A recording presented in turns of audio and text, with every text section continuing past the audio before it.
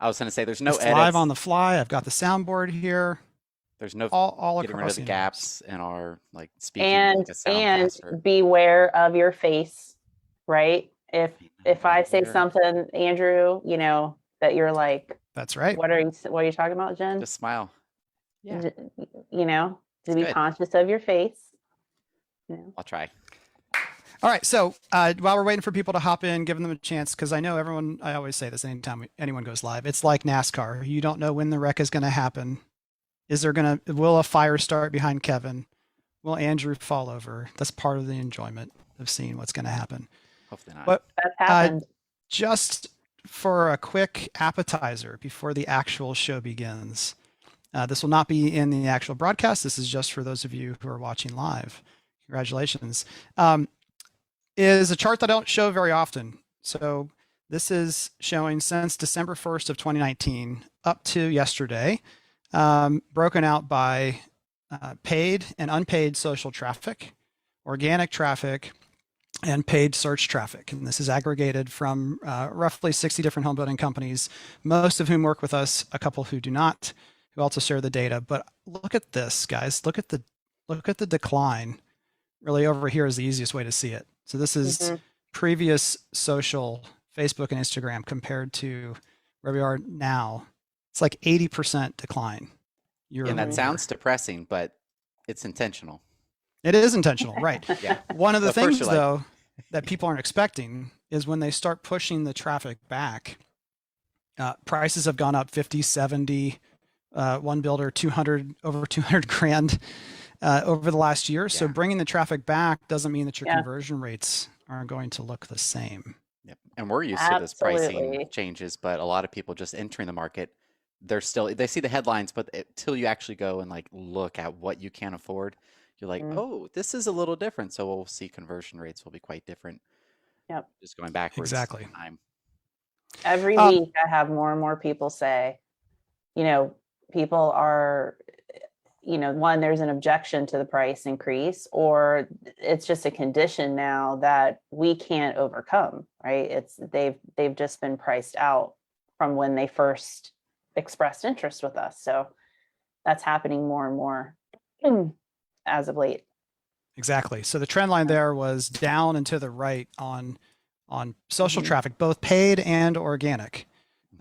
So both were in there. And then when I look at this at the organic level, this again, I think is going to catch people by surprise because really ever since Mother's Day, it's continued to decline rather, it's leveled off a little bit, but we are now well below last year at this time. And it's probably going to continue to go down all the way through the end of the year. And I've been saying for the last couple of months on our builder partner calls, I would not be surprised if this ends up getting below 2018 levels even. And then we'll get on to the show. Search traffic is interesting as well. So it's throttling down. Why? Because again, we're in this weird place of we don't need a lot of traffic. We only need it where we need it. So the overall efficiency of people's ad spend looks different because they're really only focusing on the problem children, the one or two homes that aren't selling or the one or two communities that are struggling. And so the volume is down as that happens. It's just an interesting way to look at how things are split up because most of the time I'm only sharing that aggregate data piece. All right. That was all just pre-show conversation. Now let's get into we have done live episodes before. We've recorded live at every online summit, but this is the first live streamed episode. All right, here we go. And we do dance. No one gets to see the behind the scenes video. Usually we're goofy. Welcome to Marketproof Marketing, the podcast from the marketing minds at doyouconvert.com, where we talk about the current state of all things digital and how they impact home builders and developers around the globe. We're not here to sell you. We're here to help you and to try and elevate the conversation. I'm Kevin Oakley, and with me today, as always, is the ad doctor, Andrew Peak. We are here, episode 156 with Jen Barkan. Woohoo! So excited. Jen, I got so many little comments and direct tweets from people saying Jen is incredibly intelligent. I know for sure Sean Carpenter was one of those by name. He was like, she needs to be on more often. So that is giving so the people nice. what they want. Thank you, Sean Carpenter. There were more, but I remember his name. Yeah. All right. And I'm excited. I get to be on the first. This is like making live history on the first name, live like stream. Marketproof Live or something. Just who knows? Yeah. Do this every week. So excited. Yeah. Well, we got an action-packed, jam-packed episode here, so let's hop right into story time. That's the show about nothing, The Office. I still think we should have used the Seinfeld episode. We could have both. We could switch. I think both are great. Jen, you want to kick us off? Yes. So actually 2 weeks ago, my son started a job at Foot Locker. Okay. Nice. Sales associate. He's 17 years old, sales associate, part-time. And we went to visit him to like see him in action. And, you know, my husband and I both in sales, right? Or we're just kind of over here observing.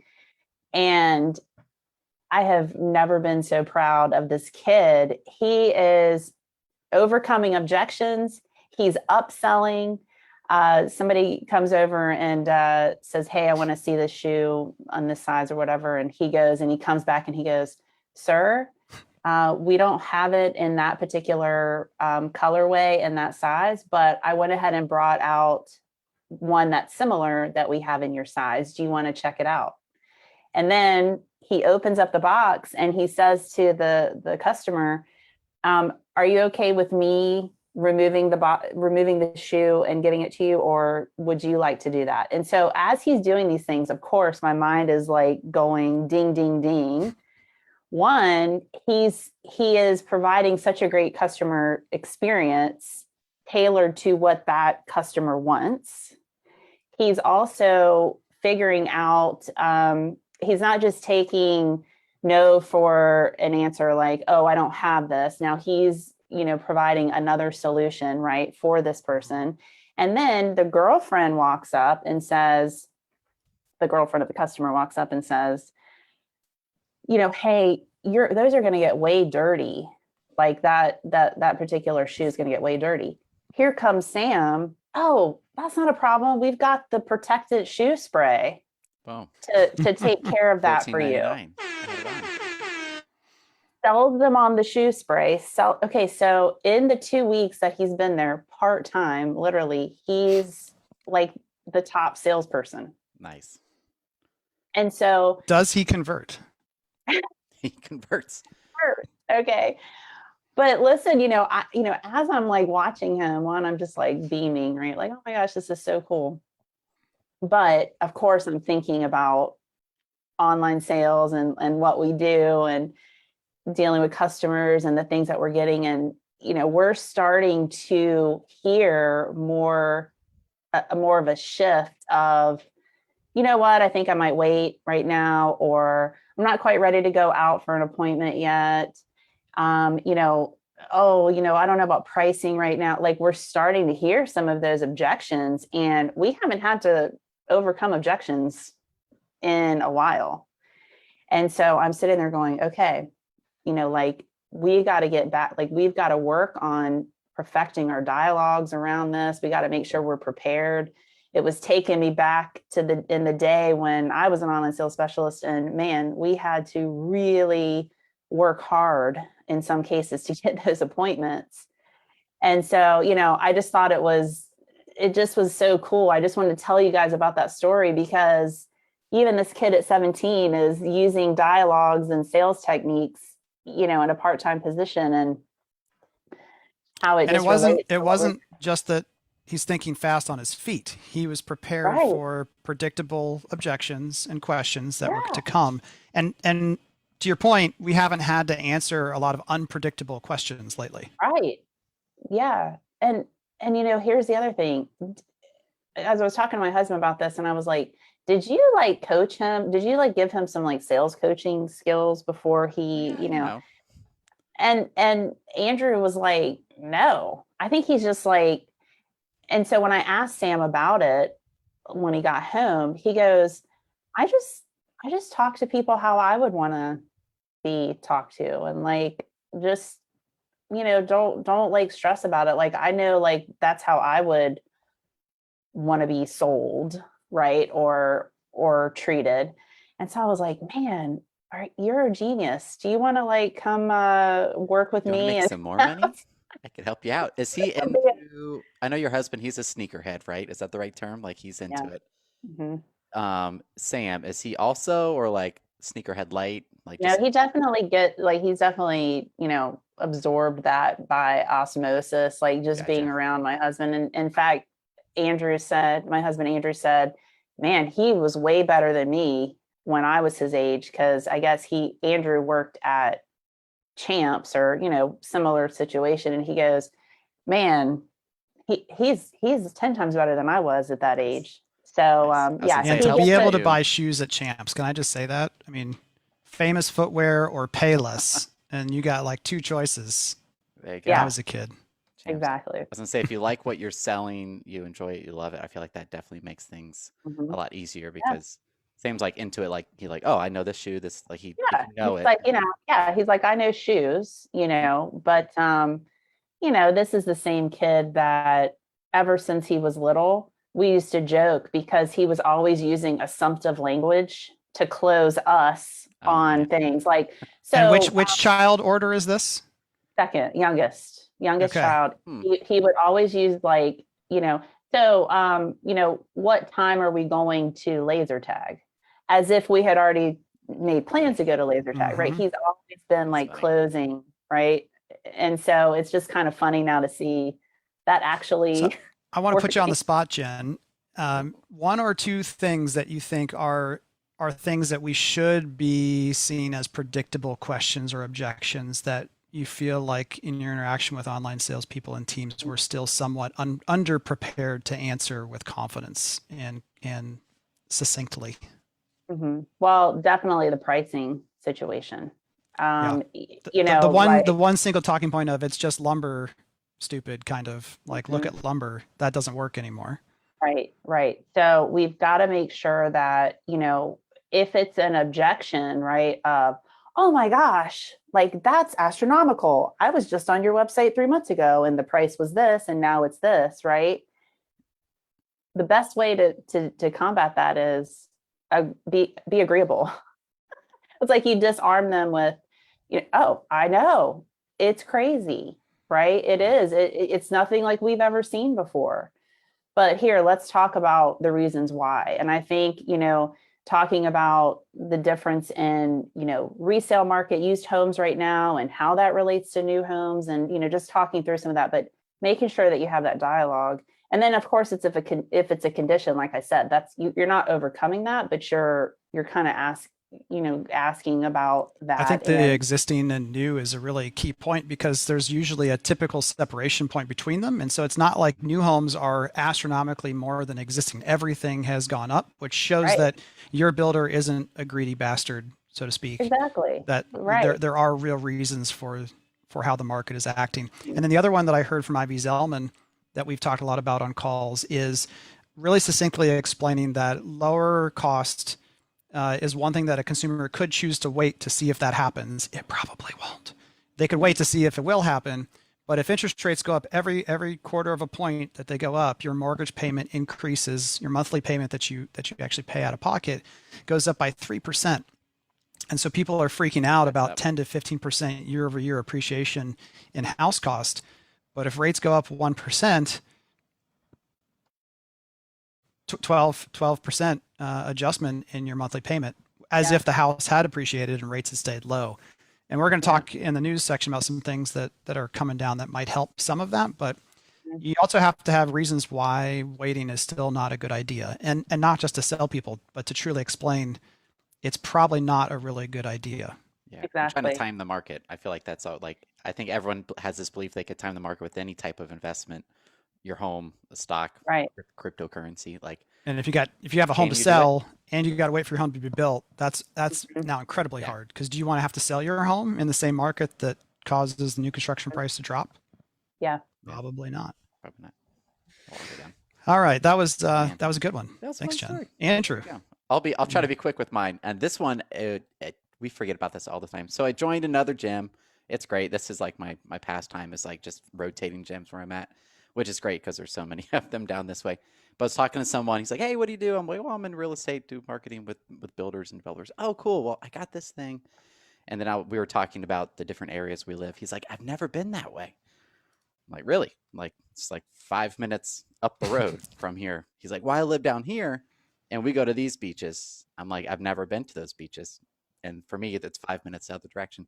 It just made me think, I know everywhere's different, but where I'm at, like, if you live here, these are the restaurants you go to, these are the grocery stores you shop at, this is the area you stay in, even though 5 minutes north of that, like it's all connected, like it's really dense where I'm located. But it made me think, just in marketing, I think we sometimes overlook and assume that, like, oh yeah, everyone knows this area. Like, of course they do. Like for me, I was talking to him. He's like, Yeah. "Oh, well, where do you go to get coffee, whatever?" I'm like, "We don't have anything except Starbucks where I'm at." He's like, "Really?" He's like, "I have none of those." I'm like, "I have like 5 Starbucks within 3 to 5 minutes." It's like, "Oh, interesting." Well, This made me think, like, you are correct. Doesn't You are even sound correct. Like we just forget about that. you're so 100% often. right. What if that person had hired you as marketer and said, "Could you please write some copy about my community for the website?" How Yeah, hard, that like you would would be. do whatever you Googled or what you Mhm. knew by association, never having really spent much time there. But I'll never forget at Heartland, there was a graphic designer who worked there before Jackie Askews came to on the scene, who's now part of the DoConvert team. And she had worked at the company for like 3 years and 1 year with me before we had a conversation. She's like, "Oh, I've never been in one of our homes." And I was You're like, like, what? "We're going out like right now. We're going to go walk through some homes and Yeah. check it out." That's funny. Because if you are not spending time in the field as a marketer, as an online salesperson, Oh, and you don't know those other areas, then one of the predictable objections could be, "Well, that's really far out there. There's nothing around here." And if you don't know, you might have to kind of like subconsciously agree, even if as a salesperson you're trying to disagree and say yeah. why, but you got to get out there I and don't know spend where the time. heck that is. I don't know where it is. It's terrible. It's Yeah, I terrible. think there's a target somewhere, like within Yeah. 15 Go minutes. live out there for the day if you're able to, or Yeah. wherever you are. I mean, There that's is what I would do.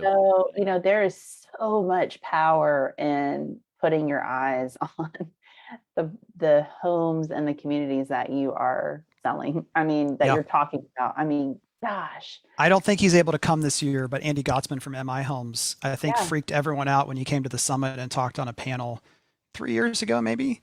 I He was never. like, "Yeah, I'm the online salesperson for Columbus, Ohio. And I walk through every home under construction and take pictures, and I do drone shots, and I can do my Yeah. job on the road just fine because I've actually been in every single one of those homes. And he's I've walked photographed them myself." every floor Right. plan. So like Right. I remember talking to him about it, and it's like, so he knows every little weird Yeah. detail about the floor plan where you're like, "Oh yeah, there's this really cool feature, blah blah blah," and because he's taken 50 photos of it Knowledge equals competence and and being able appointments and to sales. have those conversations. Yeah, episode 41, for those of you who want to go back in the archives, was Yeah. when we interviewed him and talked about that in a little bit more detail That's as well. fast. I love Andy. Shout out Oh to my Andy. gosh, Jeff He's great. Shore, first comment of the day. By the way, First. because the technology we're using, we can't see all of your comments necessarily in real time because, again, we're going all over the globe: LinkedIn, Facebook, Twitter, YouTube, everything. But we will have certain comments pulled out for us by those behind the scenes, and then after we're done with the actual episode, we'll stick around and kind of relax and hang out and go back through any comments that we missed. So Jeff Shore was just saying, I've talked to sales managers who are guilty of the same thing. I hope you don't mean not walking through a plan or a community. Yeah, which But thing? actually, you know what? That's true. We had a division in Morgantown, which was about an hour and a half drive. And there were certainly people in the company who, again, years after were like, "Oh, yeah, is it different down there?" Yeah, it's another state called West Virginia. It's not Yeah. Pennsylvania. You need to go. It's different. They have pepperoni rolls at all the gas stations there. I don't even know, but Totally I need unique. to try that. Yep. All right. So a little extra bonus again for those of you watching. It won't be very long, but if you're watching live, I did a Matterport. Actually, I had Andy go and do a Matterport of our house Nice. that is being built. This is my office area. And then the house So looks amazing too, by the way. I love thank that you. I saw the yeah. There's Twitter, if you you put a follow me drone on Twitter, video. which no one does, and so I kind of don't like to talk about it because it's fun to talk about things there that I don't, but ruined it. this will be where I'll sit and do actual work in this half of the office, and we've got a bathroom, closet, and then this will be a full-on, basically video studio. And the reason I had Andy do this, and if you ever build a house, this is just a tip for you, if not a builder. Now I know where every wire and every piece of plumbing and every stud is later. I'm a control freak when it comes to houses. Like there's one switch in this house we're in now. I've lived here for almost 6 years. I don't know what it does, and it drives me crazy. Yeah. Like it's switching some outlet somewhere, but I don't know. So I know where everything is. If there's any type of renovation I'm going to do, or something has to be repaired, I know where everything's at. So this is the studio. I've got electrical outlets in the ceiling to run lights.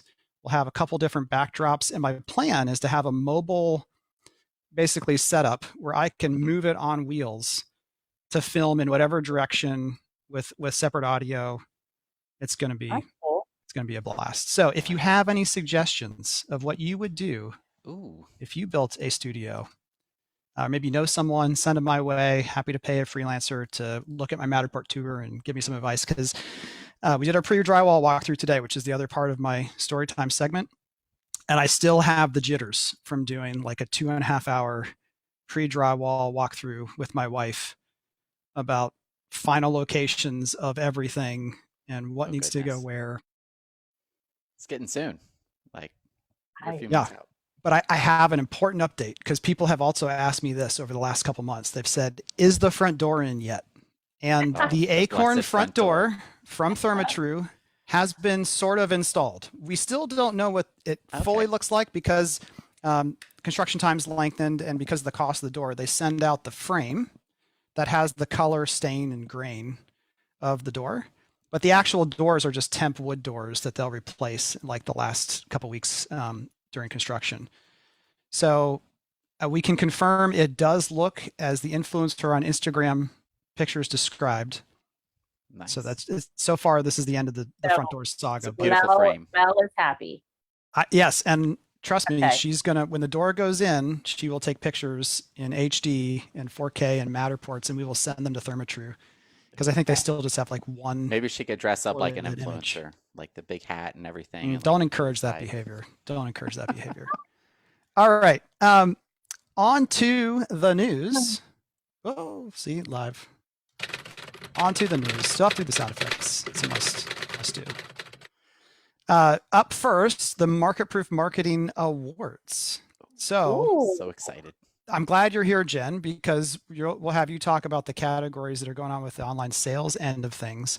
But I want to highlight one thing on the website here that's really important for people to know, is that Andrew has actually done a walkthrough video answering common questions about the tool that we're using to take all the submissions in. And the tool is really just to keep you organized and get minimum pieces, but don't sweat. And, one of the things that's interesting, this could be kind of a little jab at our industry, is that we use the term, and this may be bad marketing on my end, saying these are data-driven awards.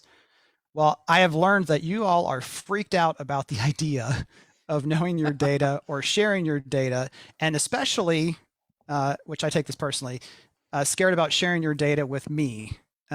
So let me put this to rest. I'm not judging the awards. Andrew's not judging the awards. No, there's some great judges on there. You can see. We have separate judges, but this is a walkthrough of all the tool. And when in doubt, fill out what you know. And if we need more information from you after the submission process is complete, which they're due when, Andrew? July 9th. July 9th. Friday. So 8 days. Next Friday. If we need something, we'll circle back around to you. See how I worked that in there? We are recording on Zoom, so you have to say circle back around at least once. We'll circle back around to you and ask you for more information if we need it. Someone else also said, hey, someone asked a question. I'm going to pull the judges up here real quick, and then I'll turn the screen share off. Someone said, hey, there's a little piece at the bottom that talks about giving us the ability to talk about the entry. That's for when you win, or if you do something that, we have you on the podcast and we want to talk about it. But in terms of those fields that are in the submission form, someone, not going to say who, was like, part of what I want to talk about is how my sales team doesn't really listen and doesn't want to change. And this worked. Are you going to share that comment publicly with anyone? No, none of that stuff is getting out. The goal is always for you guys to look good and, again, learn and share. But if you want to tell that story later on the podcast as a guest, that's on you. But otherwise, one other quick one that I get has gotten a lot of questions to me, and then I'll let Andrew and Jen jump in on the categories. Another frequently asked questions is, I just don't know if what I'm doing is good enough, or a category seems like it might be a gray area for me. What do I do? When in doubt, submit something that you're proud of.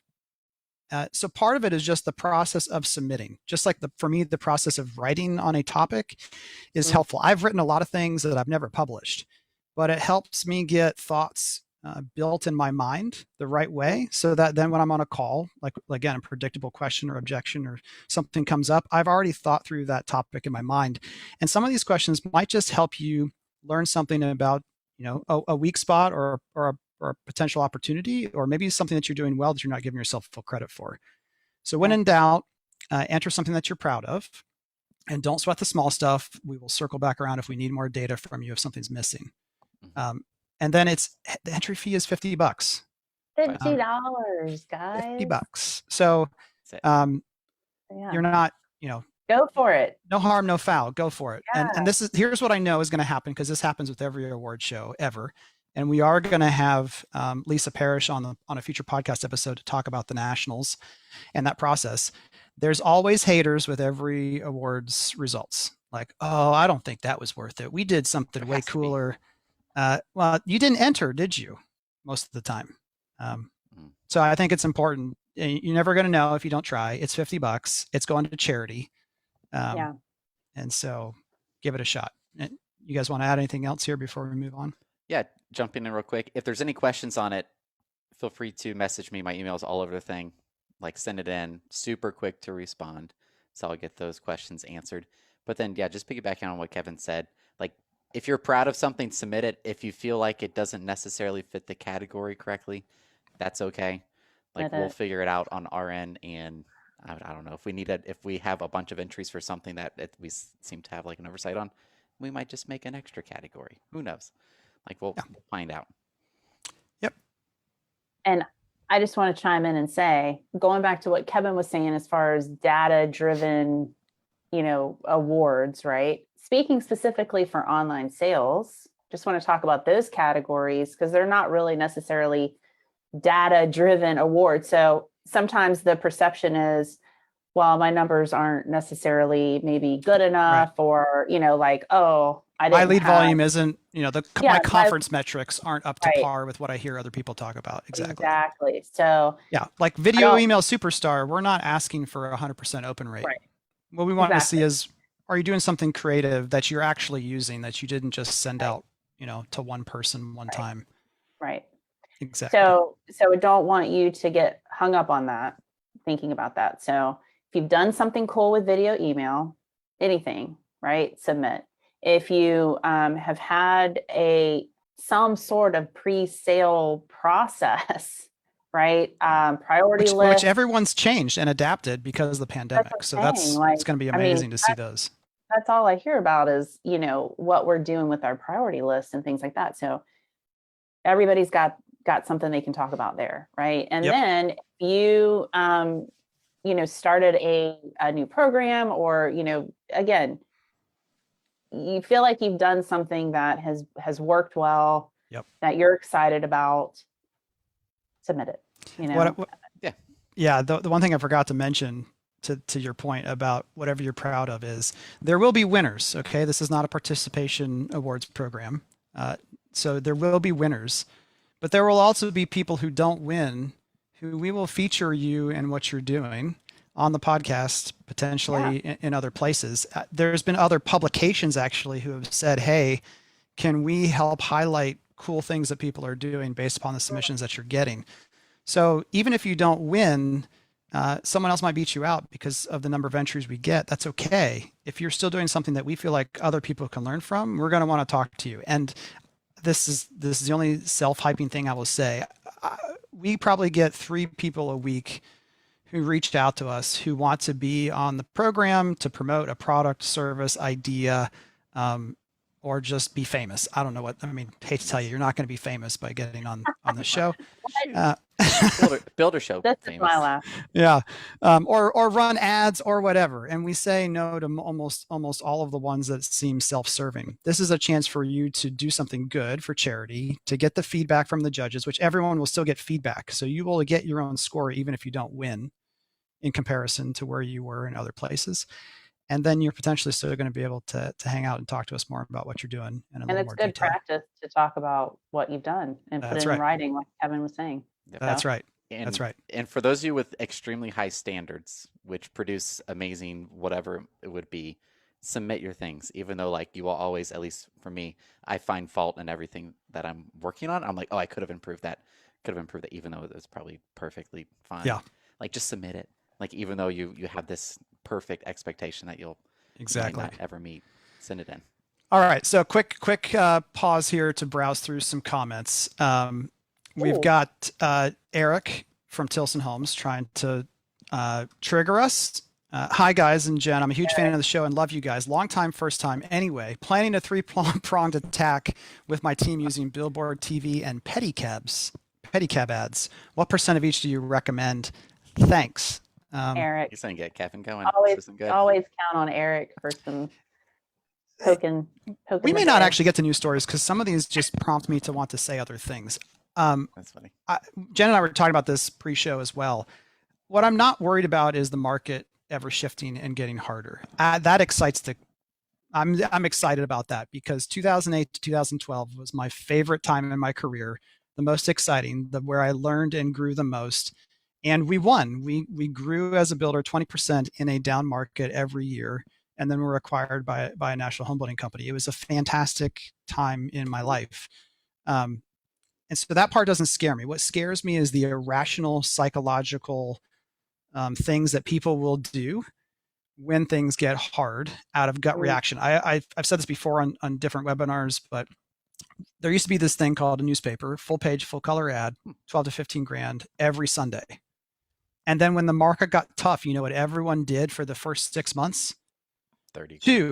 Two full color, full page ads. Let's just do more of that. And so what I'm really worried about is people who haven't been through a tough market, because that was 13 years ago. The Great Recession was a long time ago. People who haven't been through a tough market doing things like you're talking about, Eric, because they're just so desperate. I don't think we talked about this last time, but one of our builders had an inventory home it's an expensive townhome, okay, expensive, but the price was reduced by $50,000 recently, despite the fact that in the CRM we can see that there's twice as many leads this year in the same time period as last year.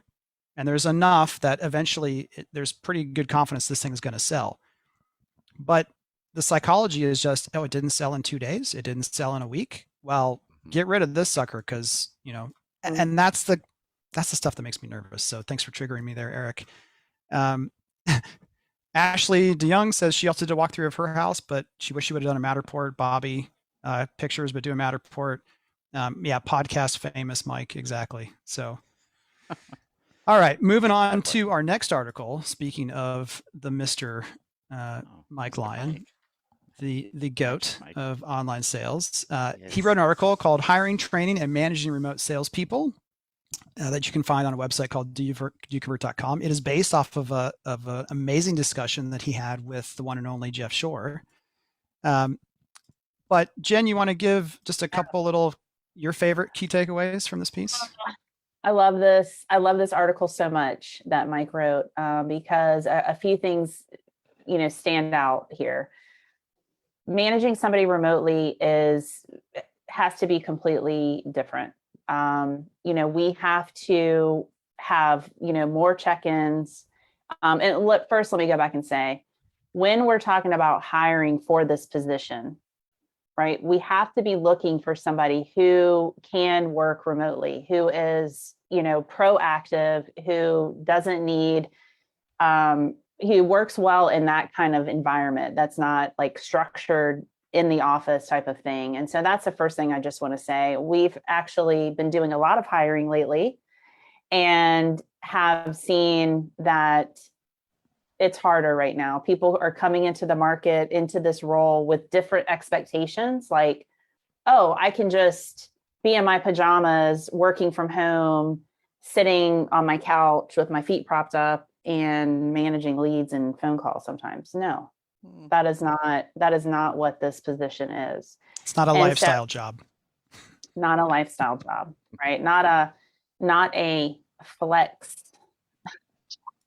It's an on-demand job, right? So that's been a little bit interesting. People kind of coming into this role this last year. So as managers, right, we have to make sure we have systems and processes in place for managing this person, having set meetings, being able to see their work environment. So requiring Zoom calls where you can kind of take a picture of your office setup, making sure that all of those things are in place and professional. Also looking beyond the numbers, right? Looking at, if we just stick to the numbers, we talk about this all the time, we're going to miss out on really exactly what's going on in behaviors. Especially the end result numbers, like the ones that people naturally gravitate towards, like total number of sales. Oh, everything's good. We're up. Yeah. Sales are up. We're totally fine. Today, like speaking what you were talking about, Kevin, as far as,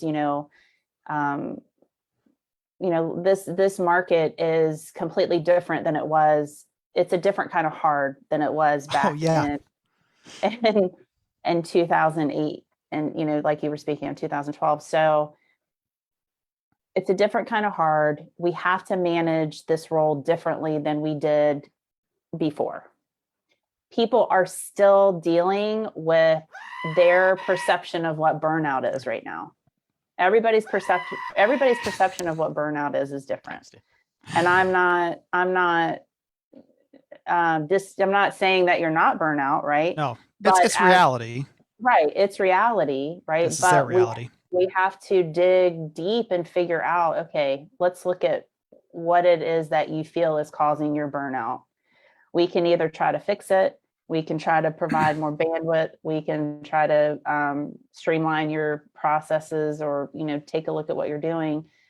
But ultimately, we've got to be asking the questions. We've got to be listening to calls. We've got to be looking beyond the numbers to kind of determine those things. Yep. The analogy, I don't know. Well, again, we'll play my analogy here for those of you who are live. Scale of 1 to 10. 10 being amazing, 10 pancakes, 1 pancake, meaning it might as well be a waffle. The analogy is, if you're like, we have 4 kids, as we say, just enough at the Oakley household.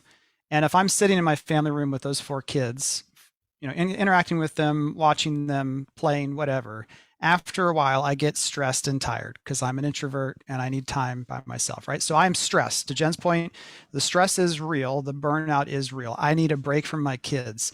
However, if my 6-year-old Mason were to go walk out in the street and start to play in the street, different level of stress, right? Because the impending doom. So that's, again, the fear is this is stressful. You do have to find ways to get margin.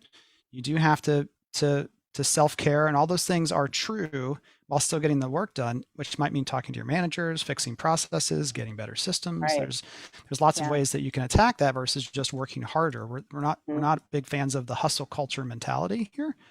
And yet that stress done at a time when the market's doing this and home sales are doing this, and the CFO says we better sell 10 homes this month or else, that's going to be a whole different level of stress. So 1 to 10 pancakes, go ahead and rate that analogy.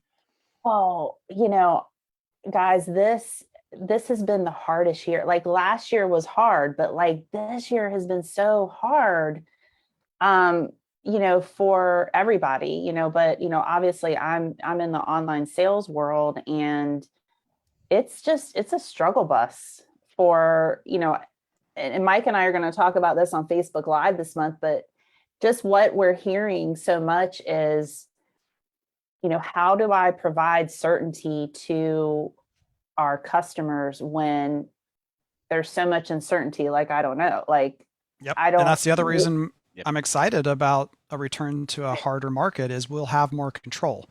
Right. The saying is focus on what you can control. Just right now, you got like one thing you can control, which is your own mental attitude. And the rest of your commodity prices, who's showing up to work today, what's the price of the home, is my website functioning, And that's what I think we're starting to see. We had burnout. We had burnout last year because of the sheer volume, right? And feeling out of control of the amount of leads and things like that, right? This year, I think we're having burnout in a different way of the uncertainty and not knowing. That's the definition of burnout, right? Is not feeling like you're in control, right? Being overwhelmed and not feeling like you have control over a situation. So, that is creeping back in a different way. And so how do we, as, going back to Mike's article, and like, how do we look at that from a management perspective? We've got to be asking questions. We've got to be listening to calls. We've got to be looking at the missed call answer rates. We've got to be looking at correspondence in the CRM that's going out and all of those kind of detailed things. So I think my favorite takeaway, and then we'll move on to the next article, was that having the system, the CRM, the whatever, the digitized system that shows the micro movements and the micro steps in any process. And people want to rail all the time. There is no funnel. There is no critical sales. You got to be adaptive. That's true. People will move around in the funnel. It's not like gravity will only let them go down. But there has to be a framework, because in a remote way, I can't wonder, at 8:00 at night, if Andrew got something done and be like, hey, Andrew, can you hop on the call for 10 minutes and let's talk about, like, that. If we're working any sort of asynchronized way, we have to have other ways to check in and make sure things are being done. And that's just part of being a good team player. So if you're a salesperson or an online salesperson, you're like, I got my book. I mean, I'm working from home now. And so I got my book and I've got my notes. That doesn't work for the rest of the team that you're playing with. We don't have a shared playbook to work off of. Right. It's too hard when you're remote to ignore that. Yep. All right. Up next in the news from housingwire.com, Ginnie Mae unveils 40-year mortgage terms for issuers. This new pool type will allow borrowers to make lower monthly payments, but can still be sold on the secondary market as a security. And what's super interesting about this is the speed of it. Their goal is to have this be out to market by October. That was my question. I thought that was will these start? Quick. Well, so there's still some regulation hurdles that have to be approved by the Federal Housing Agency, although it appears the Biden administration and everyone in government is all about this. This also goes into, like, do you think house prices are going to decline as lumber prices decline, when all these other things are going to relieve some of the pressure? Push it up. That would, right. So there's still some regulations. This isn't a done deal, but the fact that they're talking about it being through initial approval by October is interesting. And the other thing is there will be, I'm reading directly from the article, there will be no loan amount restriction. So that's good. That's amazing / terrifying. This is kind of like build for rent, single family build for rent. I love it. And I'm also slightly terrified of unintended consequences. Like, I got excited for a second and then I was like, what does that mean? Brings up a lot of questions. Well, Andrew isn't all over the place. Andrew, you Gen Z officially, millennial? And I don't even really care what those things are. So 89. I'm millennial. Mad at myself that I said it. I'm Gen X. I go by, I think it's more accurate to go by what game system did you play on when you right? And what Atari 2600 for a hot minute, and then the NES. So my life was mostly Nintendo 64 and then into Xbox. So like Halo, first person Halo. But I did not have a smartphone in high school. That was college. Yep. So if that So I just wonder if this group of people who traditionally has been saying, I'm not as interested in housing to begin with, like, I want to rent, I want to have flexibility in my life. And then you're saying, well, we're going to make this a more affordable opportunity for you, but you're going to take 40 years to pay it off. Like the APR on this thing, I was talking with Brian McCarthy from Abrazo right before this. The APR is going to be scary. And also, if you look at car programs, there used to be, I think anyway, when I was younger, there like 3-year loans was like the max. Then there were 4 and 5, and now I think you can get a 7-year loan on Yeah. a car. 7, yeah. It does make it more affordable, but it's like 5 to 10% more affordable when you push it out. The costs and the fees associated, it's not like this amazing. My house is now 1/3 of the payment of a 30-year. Or I think some people might just have the attitude, whether it's financially makes sense or not, but just like I'm never going to pay anything off ever. Just Well, make it that's what I think. fit I think, monthly. Cool. This is yes, fine. I think that's what that's I think. interesting. I think that they will look at this like, oh, lower payment, that's immediate, Yeah. like that feels good immediately. And I don't really, who knows what I'm going to be doing with cares? 40 years. Okay. Like who I'll sell cares? it and That's get a out. really good point. Like I'll Get into sell another it one. and whatever. It'll be Like, because interesting how they do the they're not interest on thinking this. that long term. Like they're thinking short term. Yep. And this, I can afford this. So this is a way to short term pay less every month, still have some upside and participate when you sell the home.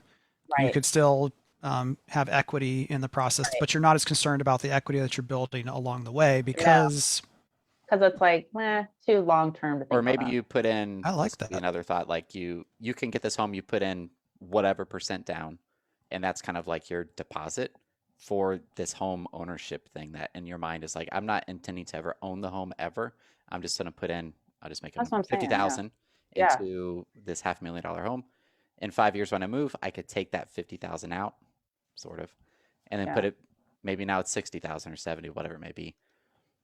So maybe in 40 years, maybe then they'll have enough equity. Who knows what?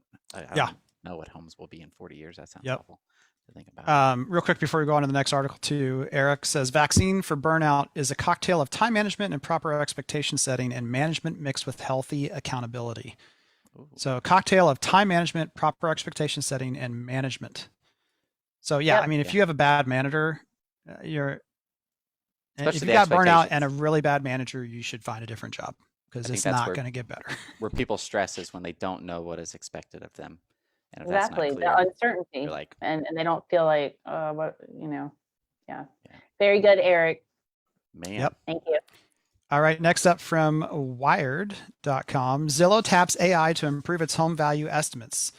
By employing a neural network, the company says its numbers will be more accurate and allow it to offer to buy more homes. So lots of things going on here. Neural network, Andrew, I think, can have a little science segment on briefly describing the differences to Yeah. their old program. Did it, Yes, can Jan, I I just, see that can I hand. just, can I just say that I had to Google neural network because I was Oh, like, There's a great video you should watch on YouTube. I'll send it to you. hey, Like 5 minutes. sales side over here. I was like, neural network, like what the heck is that? So I'm like, that's Skynet that's coming for OSCs. You've heard that fairy tale, yeah, right? But one of the things is that now they're going to update home prices potentially several times a day versus, originally I think when the estimate first came out, it was like every year or something, and then it was every quarter, every month, weeks. Now it's a couple times a day, and then never forget that right now anyway, the big focus from Zillow is making estimates a standing offer to purchase your home. So there's 2 reasons why they want this to be more accurate. There's more than 2, but 2 really big ones. One is to get all the haters who say that it's always widely inaccurate to just have more accuracy, which will cause more consumers to want to use it as a source of truth about the value of their home or potential value. And then the other is that's the gateway drug to now be able to we could just sell it with a click.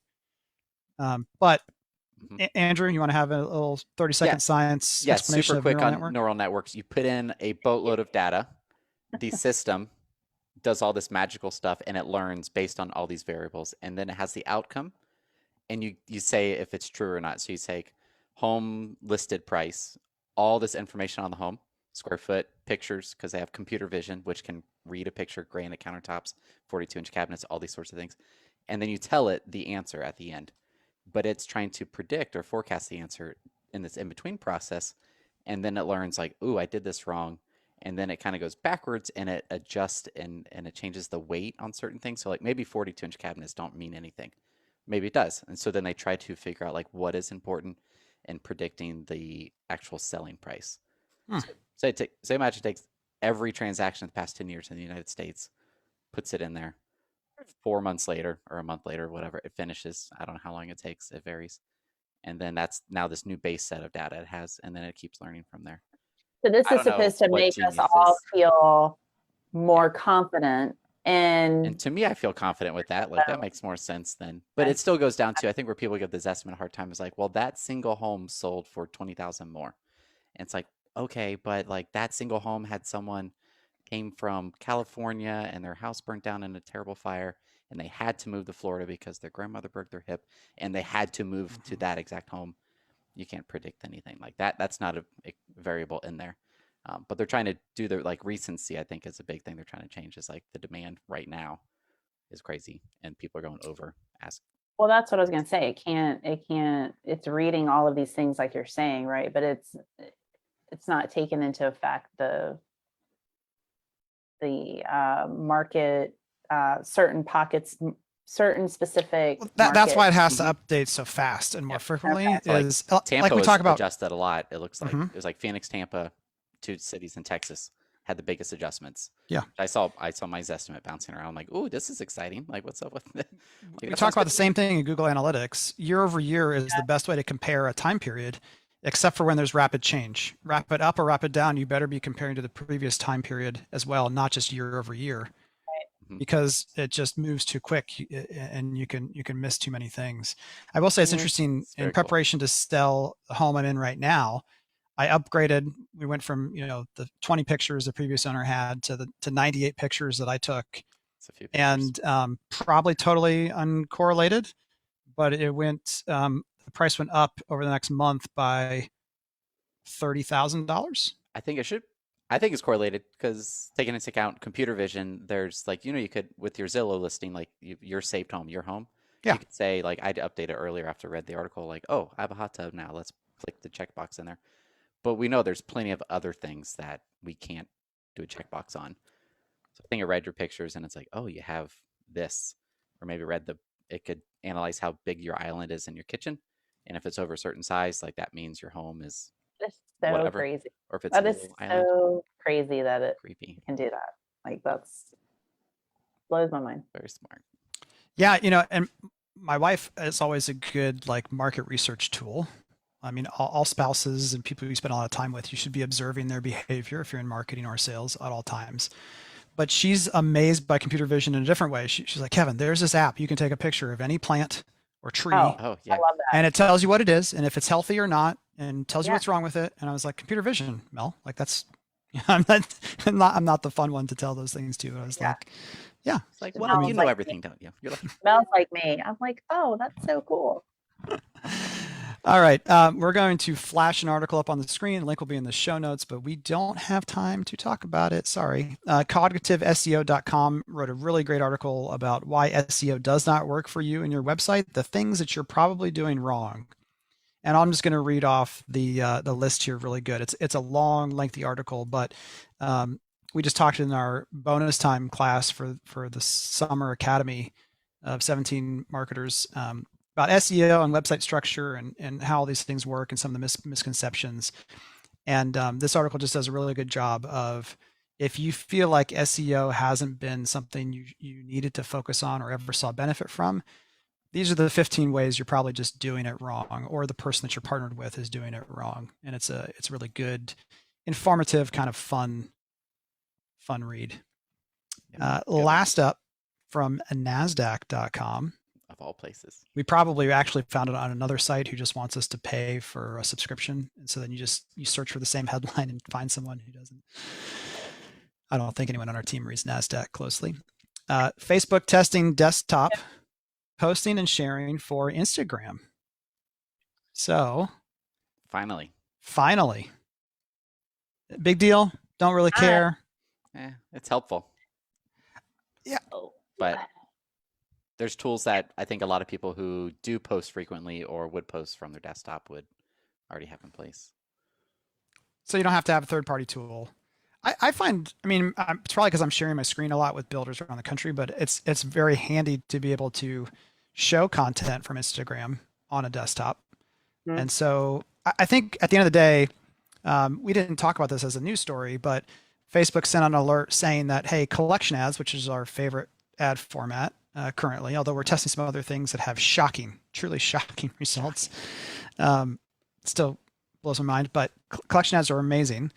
And on Facebook, there's 4 little boxes at the bottom in the preview. On Instagram, there's 3, and they said basically, hey, Facebook is going to go with 3, and it's going to be a square format.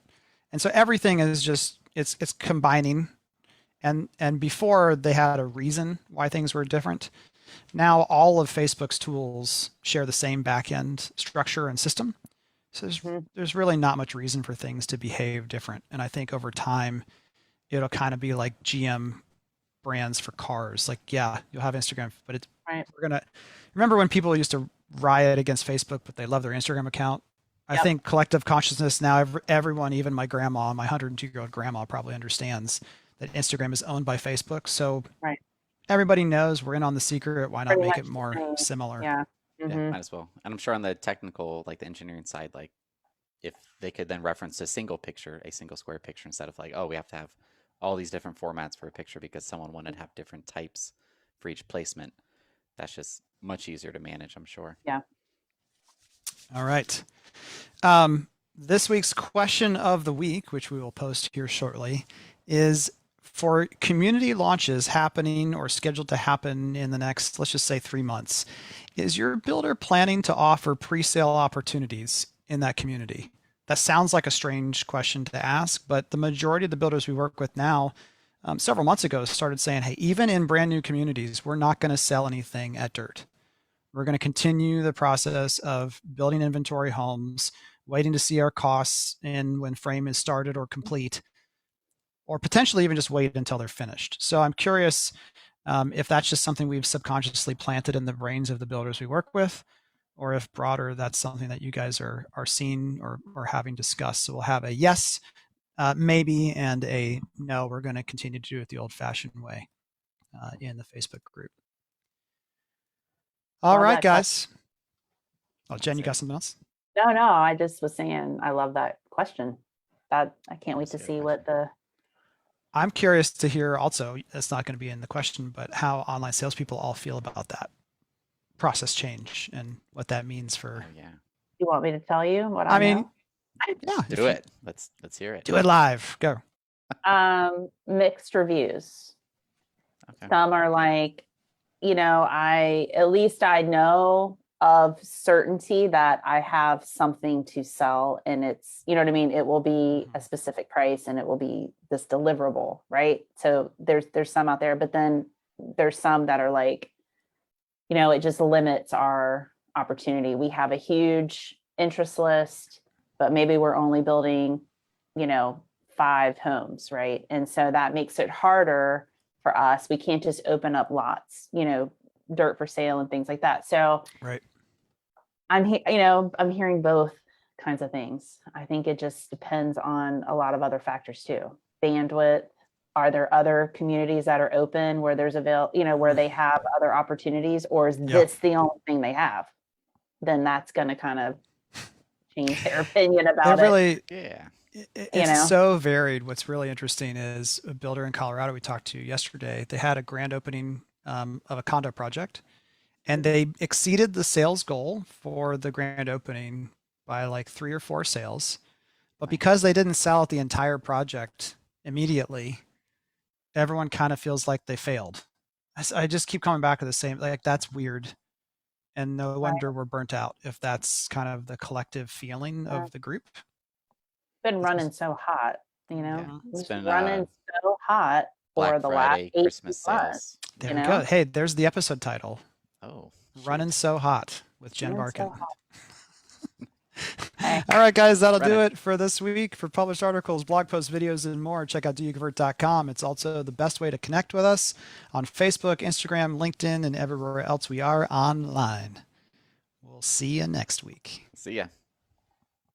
All right, scene.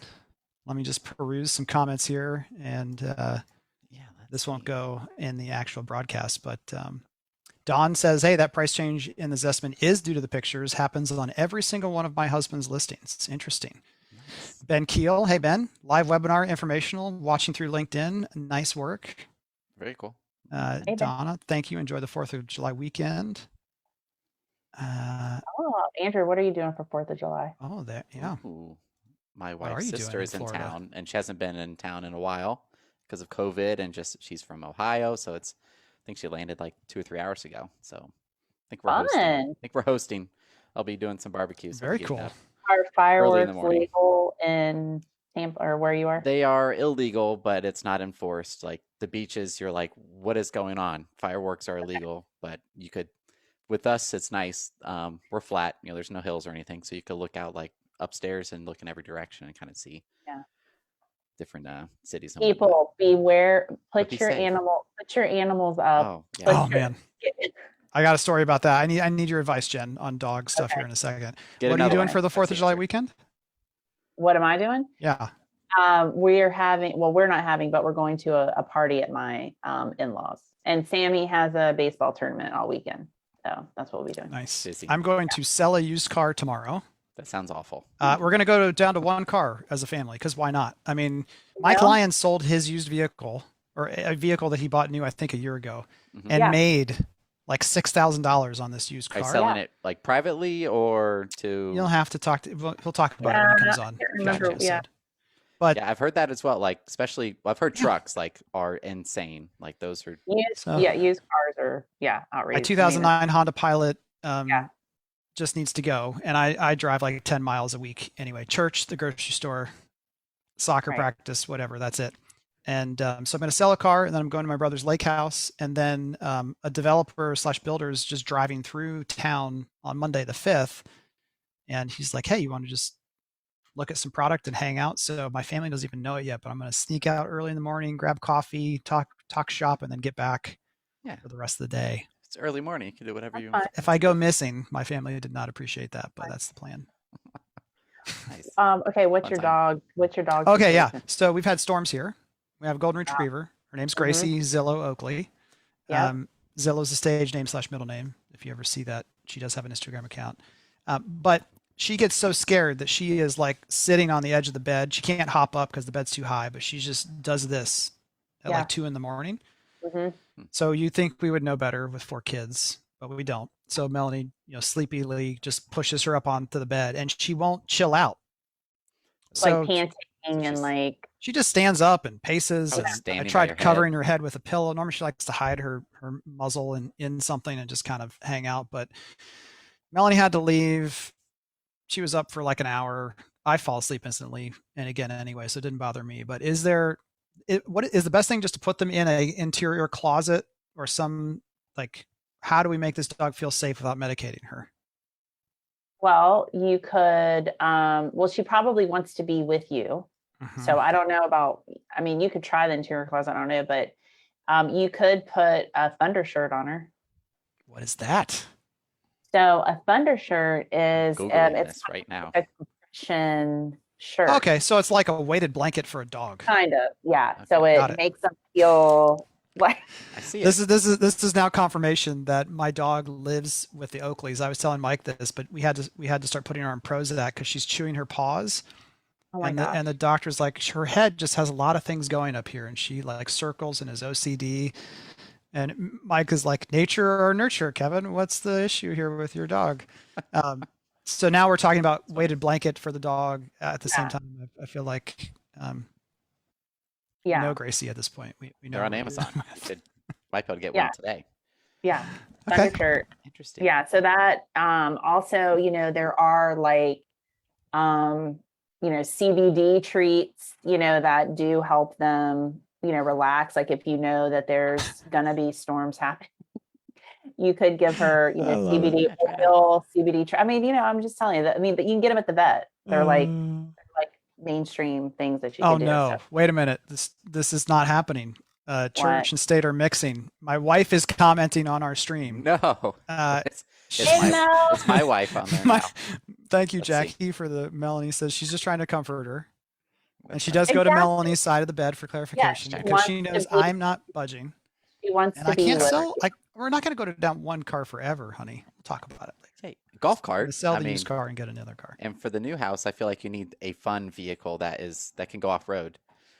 That would be Kevin's new car. Well, so that's, I think, 6 And by 6, again, whatever for it is. people like, I don't understand the topic of this Is is anybody Marketproof even marketing still live. watching us? Does No, they're anybody still here. There's across everything still about 40 people watching on Oh YouTube, gosh. No pressure. whatever. But we're no longer talking about Marketproof marketing. This is just No. us doing what we do after the show is over. The plan is to get a car that then my daughters will drive. So my oldest will be 15 soon. Yeah. Because at this point, I really think electric vehicles, like I want one, but I don't want to pay a premium or wait forever to get another car. So That new Ford Lightning is pretty cool looking. yes, The that truck. is pretty cool. Hey, Power your with, house. hey, I with mean- the Mister on his bike, his Oh yeah, MC motorcycle gang. Yeah. now, right? Like I'm like why do we need two cars? Like you can, if you need to go somewhere, go get on your Harley. Go get a Yeah. bicycle. That's like, Dawn says she's still waiting for the train wreck that was promised at the beginning of the live stream. So someone has to like someone. not Well, really hurt themselves, but have something fall on them. Hey, Or Hey, if kids aren't Eric home. is still watching, That's he on can Thursday. attest to this. One time on a leadership call, I literally fell off of my bouncy ball that Oh, I was no. sitting on, fell onto the floor in the middle of this call. My headphones pop out. It was quite embarrassing. I wanted to Did the just, bouncy ball hilarious. go away after this? I feel like I'd be like, I'm done with this. I'd pop it. oh, trash. I took that thing and like freaking threw it. Yeah. I was like, okay, so much for my core workout. I was trying to like, sit on Wow. this bouncy All ball, day. like work my core while Like I an was, infomercial. yeah, no, it flew out and it was a disaster. Shoot. So yeah. Oh man. I guess Jackie nobody got, Lipinski, we're going to wrap this up here, but Jackie, we got to figure out how to prevent family members from watching streams from now on. I'm just kidding. You have to block them from the page. and nobody the- got my pool. There might be poolside because I was taking what Kevin said about swim up bar, drinks, and I was like, oh, we might be poolside, but Well, hey, the next live episode will be recorded in Dallas at the Online Sales and Yeah. Marketing Summit, 49 days. where there will be drink tickets. No Yeah. swim up bar, That's but there will be not drink part of it, tickets. Yeah, Yeah. exactly. Drink ticket police. Who's in charge? Not it. Me. Jen. All right, guys, have a good rest of your day. We'll see you next week. See y'all. See ya. Bye.